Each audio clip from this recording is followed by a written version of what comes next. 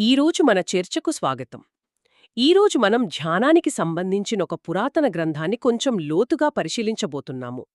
ఇది కేవలం ఒత్తిడి తగ్గించుకోవటం గురించిన విషయం కాదు. అస్సలు కాదు.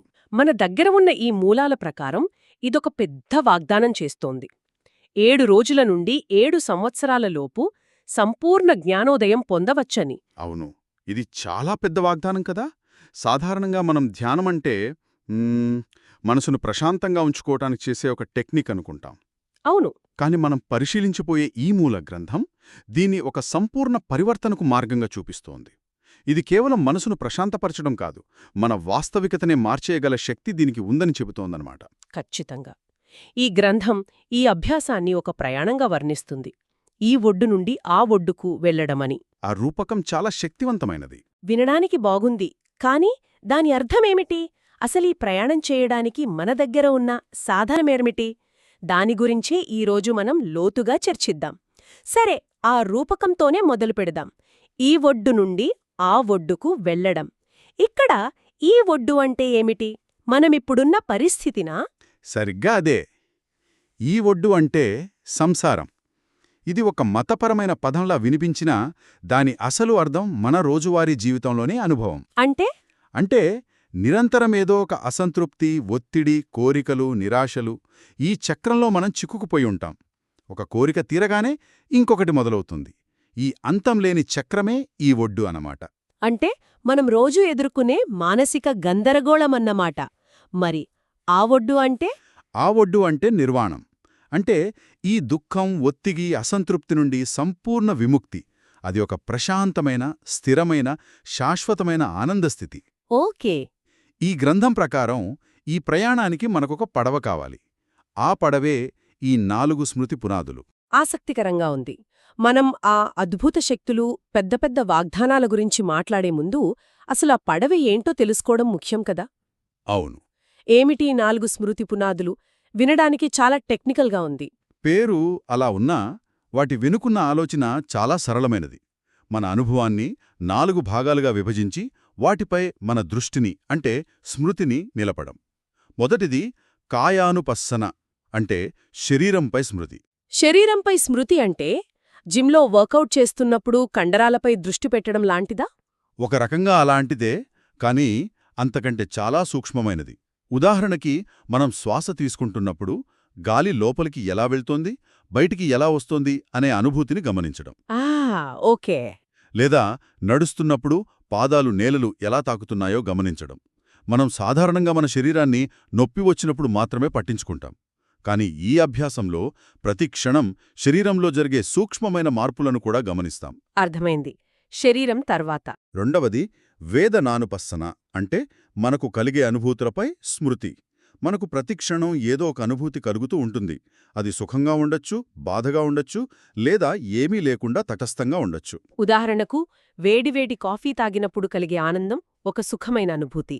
ఖచ్చితంగా. తలనొప్పి వచ్చినప్పుడు కలిగేది దుఃఖకరమైన అనుభూతి. అవును. ఈ అభ్యాసంలో మనం చేసేదేమిటంటే, ఆ అనుభూతి వచ్చినప్పుడు దానికి అతుక్కోపోకుండా లేదా దాన్ని ద్వేషించకుండా కేవలం ఇప్పుడొక సుఖమైన అనుభూతి కలుగుతోంది అని కేవలం గమనించడం. అంతే, సాక్షిగా గమనించడం. దానివల్ల వాటికి మనం బానిసలం కాకుండా ఉంటామన్నమాట. శరీరం, అనుభూతులు. మూడవది మనస్సు గురించి అనుకుంటా. అవును. మూడవది చిత్తానుపస్సన, అంటే మనస్సు యొక్క స్థితులపై స్మృతి. మన మనస్సు ఎప్పుడూ ఒకేలా ఉండదు కదా. అస్సలు ఉండదు. కొన్నిసార్లు కోపంగా ఉంటుంది, కొన్నిసార్లు ప్రశాంతంగా, కొన్నిసార్లు ఆశతో. ఈ అభ్యాసంలో ఆ క్షణంలో మనస్సు ఏ స్థితిలో ఉందో గమనిస్తాం. ఉదాహరణకు, ట్రాఫిక్లో ఇరుక్కున్నప్పుడు కోపం వస్తుంటే మనసులో కోపమనే భావన ఉంది అని గుర్తించడం. ఆశ్చర్యంగా ఉంది. కేవలం గుర్తించడం వల్లే మార్పు వస్తుందా? వస్తుంది. ఎందుకంటే మనం గమనించినప్పుడు ఆ భావనతో మనం ఒకటైపోము. దానికి మనకు మధ్య ఒక చిన్న దూరం ఏర్పడుతుంది. ఆ దూరంలోనే స్వేచ్ఛ ఉంటుంది. ఓకే. ఇక 4వది ధమ్మానుపస్సన. ఇది కొంచెం లోతైనది. అంటే మానసిక గుణాలు లేదా ప్రకృతి నియమాలపై స్మృతి. ఇది కొంచెం వివరించండి. అంటే మన ఆలోచనల వెనుకున్న ప్యాటర్న్స్ను గమనించడం. ఉదాహరణకు, మన మనసులోకి తరచుగా వచ్చే 5 అడ్డంకులుంటాయి: కామవాంఛ, ద్వేషం, బద్ధకం, ఆందోళన, సందేహం. సరిగ్గా. అవి వచ్చినప్పుడు వాటిని గుర్తించడం, అలాగే ప్రతీదీ మారుతూ ఉంటుందనే సత్యాన్ని మన అనుభవంలోనే చూడటం. ఇది మన ఆలోచనల కంటెంట్ను కాకుండా వాటి ప్రవర్తనను గమనించటం లాంటిది. ఓకే, కాబట్టి ఈ 4 పునాదులే ఆ పడవన్నమాట. శరీరం, అనుభూతులు, మనస్సు మరియు మానసిక ప్యాటర్న్స్. ఇది వినడానికి సరళంగానే ఉన్నా నిరంతరం చేయడం చాలా కష్టమనిపిస్తోంది. కష్టమే, కానీ మరి ఇంత కష్టపడి ఈ అభ్యాసం చేస్తే ఫలితాలు కూడా అంతే బలంగా ఉంటాయా? ఈ గ్రంథంలో అర్హత్, అనురుద్ధ అనే ఒక భిక్షువు అనుభవం గురించి చాలా వివరంగా ఉంది. అది వింటుంటే ఏదో సైన్స్ ఫిక్షన్ కథలా ఉంది. అవును, ఇక్కడే విషయం చాలామందికి నమ్మశక్యంగా అనిపించదు. ఈ గ్రంథం ప్రకారం ఈ 4 పునాదులను పరిపూర్ణంగా అభ్యసించిన అర్హత్, అనురుధ్యకు కొన్ని అసాధారణ శక్తులు లభించాయి. ఒక్క నిమిషం, ఇక్కడ మనం సూపర్ హీరో సినిమాల్లో చూసే శక్తుల గురించి మాట్లాడుతున్నామా? నీటిపై నడవడం, గోడల గుండా వెళ్లడం. అసలు ఈ గ్రంథం చెప్పేదే మనం అక్షరాలా తీసుకోవాలా, లేక ఇవి ఏవైనా రూపకాలేనా? ఇది చాలా మంచి ప్రశ్న, ఎందుకంటే ఇది వినేవారిని బట్టి ఉంటుంది.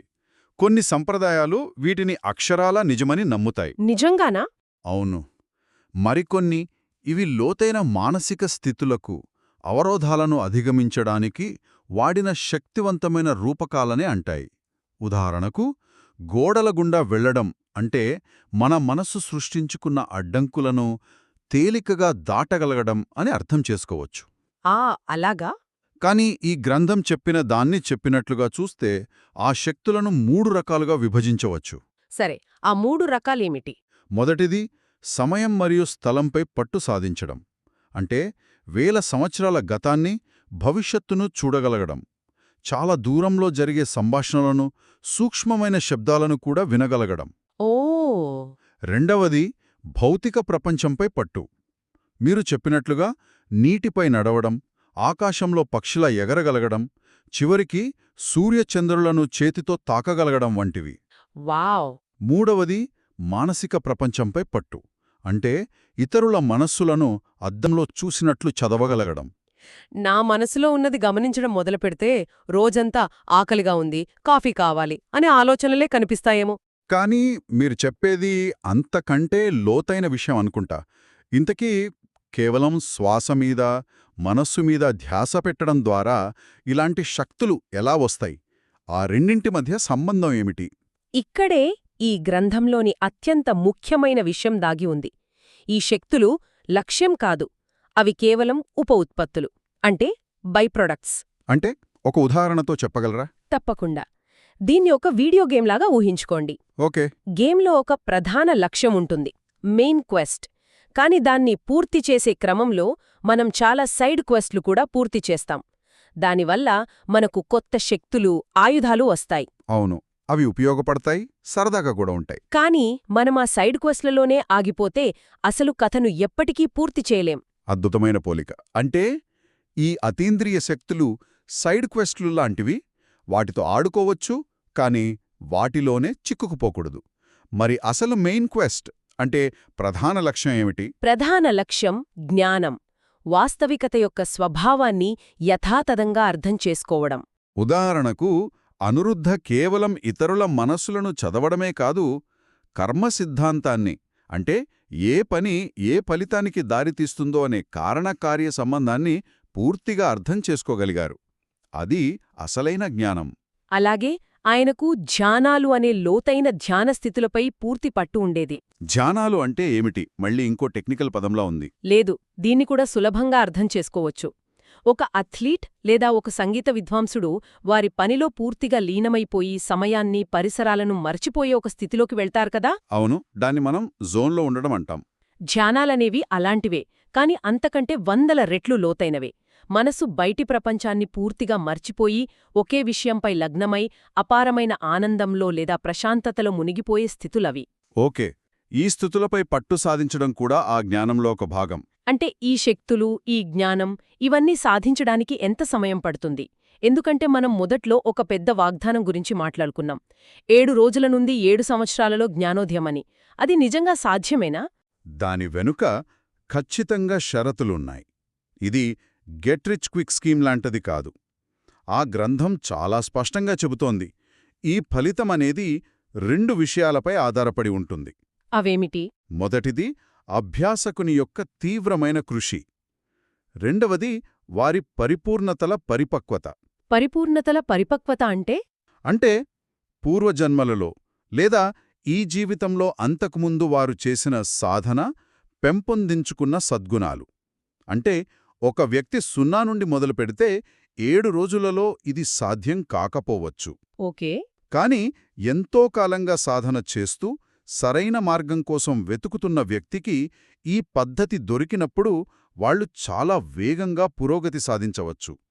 కాబట్టి ఇది ఒక హామీ కాదు, ఒక సంభావ్యత, ఒక పొటెన్షియల్ అన్నమాట. అర్థమైంది. ఇది అందరికీ వర్తించే బ్లైండ్ గ్యారంటీ కాదు, సరైన పునాది, తీవ్రమైన కృషితో ఇది సాధ్యపడచ్చు. మరి ఈ మార్గంలో చివరికి చేరే గమ్యస్థానాలేవి? గ్రంథంలో 2 తుది ఫలితాల గురించి చెప్పారు కదా? అవును, 2 అత్యున్నత స్థితుల గురించి ప్రస్తావించారు. మొదటిది మరియు అంతిమమైనది అర్హత. అర్హత్వం. ఇది సంపూర్ణ జ్ఞానోదయం. అంటే కామం, కోపం, అజ్ఞానం వంటి అన్ని మానసిక మలినాలను పూర్తిగా నాశనం చేయడం. ఈ స్థితిని పొందినవారు మళ్లీ ఈ దుఃఖమయమైన సంసార చక్రంలో పుట్టరు. అది అంతిమ విముక్తి. మరి రెండవది? అది అర్హత్వం కంటే కొంచెం తక్కువ స్థాయా? అవును, ఇది అర్హత్వానికి ఒక మెట్టు ముందున్న దశ. దీన్ని అనగామి అంటారు. అంటే తిరిగి రానివాడు. ఆసక్తికరంగా ఉంది. ఈ స్థితిని పొందిన వ్యక్తి మానవలోకంలో లేదా అంతకంటే తక్కువ లోకాలలో తిరిగి పుట్టడు. ఎందుకంటే వారిలో కామవాంఛ, విరక్తి వంటి బలమైన బంధాలు పూర్తిగా నశించిపోతాయి. అంటే వారు ఉన్నతమైన లోకాలలో జన్మిస్తారా? అవును, వారు ఉన్నతమైన దివ్యలోకాలలో జన్మించి అక్కడి నుండే తుది నిర్వాణాన్ని పొందుతారు.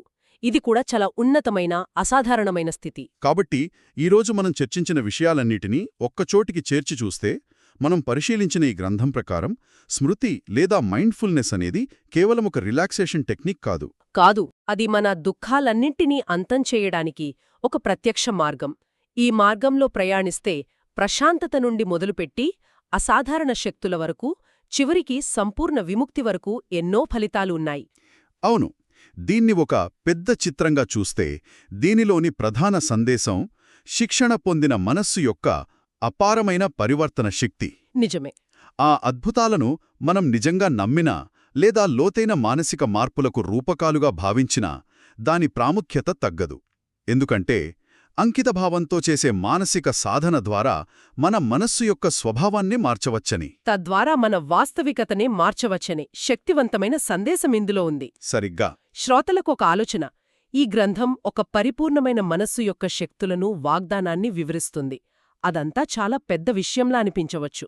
కానీ ఆ ప్రయాణమంతా మొదలయ్యేది ఒక చిన్న అడుగుతోనే. మన మనస్సులోని అన్ని పరధ్యానాలు, అలవాట్లను పక్కనపెట్టి మన అనుభవంలోని ఏ ఒక్క అంశంపై, అది మన శ్వాస కావచ్చు, మన చేతిలో ఉన్న కప్పు వేడి కావచ్చు, మన మనస్సులో మెదిలే ఒక ఆలోచన కావచ్చు, కొంచెం ఎక్కువ స్థిరమైన స్మృతితో గమనించడం ప్రారంభిస్తే బహుశా మన వ్యక్తిగత అనుభవ ఒడ్డు కూడా కొద్దికొద్దిగా మారడం ప్రారంభమవుతుందేమో. బహుశా ఆ సుదూర తీరం మనమనుకున్నంత దూరంలో లేదేమో.